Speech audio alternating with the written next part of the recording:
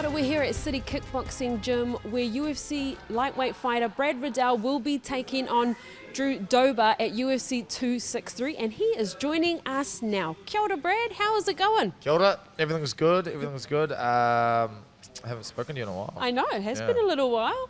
Look, it's been 8 months since you fought last time and I know you like to get out there and compete, but you must have itchy feet leading up to this fight. Yeah, well, I was actually thinking about that today. I was like, man, it's been ages since I've had a fight. Actually, I think this is like the longest layoff I've ever had. So that kind of sucks. But it's all good. Yeah, I've got like it's sort of like, you know, you shake up like a bottle of fizzy, and then when you get a fight, you undo it. It's like, you get a fight right. However, like, mine got shook up, and then it didn't get open. Yeah. Yeah, right. So it's just like, it's just still inside me. And yeah, I can't wait for this one. So talk to us a little bit about that. You were supposed to face Gregor Gillespie, obviously in March. Yep. That didn't happen. So tell us a little bit about why that didn't happen. Yeah, so a few people on my team got COVID tests, and they came out positive.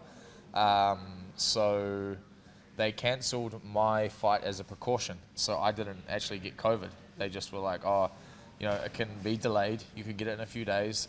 It's safer that we cancel it. And I was like, nah, because I've been around every fighter at the weigh-in. Like, what? If I got it, we all got it. Like, we might as well fight. And they were like, nah. So I was like, oh, all right. So they maybe wait like 7 days, like quarantine in my room until I had like 4 tests that week. They were all negative. And so I was like, damn, I could have fought. Yeah, that's such a shame, and especially when you think about all the work that you've put into it. Yeah. Just on that though, like, you know, I don't think a lot of sporting organisations do it better than UFC in terms of their COVID restrictions and testing and things like that. What did you take away from that and learn for this fight? Yeah, don't hang around people with COVID. Yeah, like I learned that they're very strict and very careful about you know, their COVID procedures, which is good. The next one is in front of a crowd, so I can't really see that same situation being an issue, because I mean, like, I bet you half the crowd has COVID, right? So if a fighter gets COVID, it doesn't really make sense to cancel the fight. And plus, like, since they've had crowds, there's been no fights cancelled with COVID, I think. So obviously, it might be a thing of the past. So I get a fight, no matter what. Touch wood. Yeah. Awesome. So let's talk a little bit more about that. Dober is your opponent. Obviously, you've had to readjust preparations after getting ready for Gillespie. So talk about those preparations. He's obviously, you've said he calls himself a striker. He's a southpaw, so you'd have to change it up a little bit for this one. Yeah, like a completely opposite camp, really, or a completely opposite game plan, right? So if anything, I finally get to have a fight that I really want to have. Like, I get to stand up and you know, just kickboxing, but he can wrestle, and I'm sure he might try to take me down. But I actually watched him for the first time the other day since my camp, so he's a pretty exciting guy to watch fight. You know, he like comes forwards, he's got good striking, a lot of pressure. Looks like he's in there to win it most of the time, and so I can't wait to fight him. Like, it's going to be like 2 people just butting heads, and it's going to be pretty cool. So a nice stand and bang. Yeah, be cool. With Gillespie, you know, it was an opportunity to, you know, climb the rankings. He's, you know, quite a prestigious fighter, so and that was one thing that really attracted you. With Drew, he's 14th, I think, in the rankings at the moment. So what does this mean for you in terms of getting the win over him? Well, I get to crack the top 15, you know, so that's pretty cool. And I get to fight a guy that's super experienced. He's been in there with the best. You know, Islam, if anything, right now is the biggest threat in the lightweight division. And Drew went up against him. You know, got to the 3rd round, which I thought was pretty good. So beating Drew is like it's a huge milestone. It's the equivalent to Gregor, just in a different aspect. You know, Gregor's was more like to test my wrestling. Drew's is just to test, you know, myself in general. So yeah, I'm really looking forward to fighting Drew. The last card that you were on obviously had no crowds and that kind of aspect, and now you're jumping on, you know, a big card with a crowd.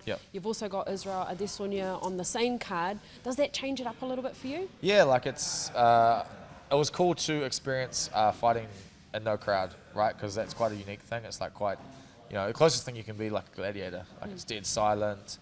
You can hear everything. It's very intimate. It's very intimate fighting somebody in dead silence. Like, you can hear the breath, the steps, like stuff that's usually cut out by the crowd. So that was cool. That was a good test for myself. But I'm not gonna lie, it's pretty cool to fight in front of huge crowds. Like the people do get you hyped up, and it does make you go, give you a little bit more juice. So I'm looking forward to entertaining again. Yeah. Of course, we've just mentioned Israel's on the same card of you. What have you made of his preparations? You're both fighting southpaws as well, so how's that been going? Yeah, we're both actually fighting really similar guys. Israel's guy's probably a little bit more wrestler heavy than mine. I'm sure his intention is to take Izzy down, which is always pretty hard. My guy probably is intending to strike with me to probably prove himself. But his prep's been the same as always. He's the world champ for a reason, multiple times over. So yeah, expect some pretty cool stuff from him. Yeah. And in terms of, we're talking about COVID restrictions and, New Zealand athletes are so limited and who can travel out, and CKB have gone through this, time and time again. You guys are, coming in and out of the countries individually or as a team. So who will be going with you guys this time? I think there's like 6 or 7 of us. So like our usual coaches, Andre, Huge, Twister, Mike, the dietitian's coming, our manager Ash is coming. It's quite a big team as usual. So everyone gets to quarantine together again. So it's always better doing a quarantine with some people hanging around. I've done a few now. This will be number 6. And I've done a couple alone. I've done most of them in a group, and I definitely picked the group. But I definitely picked my own room. It's way better to have your own room than share with somebody that close for 2 weeks. Yeah. Fair enough, especially after what you already went through last camp. Yeah. I did want to mention the passing of Falvake. Yep. And condolences to you and the team. And there was something that Eugene said in an interview last week about how he feels, City Kickboxing Gym is the best in the world, not because of titles and where you guys are in terms of fighting, but because of the people and how you rally around each other. How has this kind of, I would say, fueled you guys in terms of this time around in the UFC? He's right. Like when stuff like this happens, you realize that, world titles and like famous fighters and all that stuff doesn't mean anything, right? It's sort of who you surround yourself with and all the people that invest time into you. And something like this makes you realize that. And he said that was his realization was when this happened. Which, it's like it sucks that this happened, and this is what we learned from it. But we learned a lot of lessons from Fal's death. And as for fuel for the fight, it obviously adds to the fire, but it's more disappointing for me because, he was going to make the UFC one day, so it sucks that he's not going to do that walk. So we're obviously going to do that walk for him this fight, and just need to keep our emotions in check and get the work done, because I'm sure if we went out there fighting like Fal, it would be a lot harder fight. So we need to go out there and represent him to the best of our ability, and that's by winning. So yeah. Well, I think how you guys have dealt with it and how you guys are still staying so high in spirits today is very, very admirable. So you guys should be very, very proud of that, and all the very best for the UFC, mate. Thank you very much. Brad Riddell!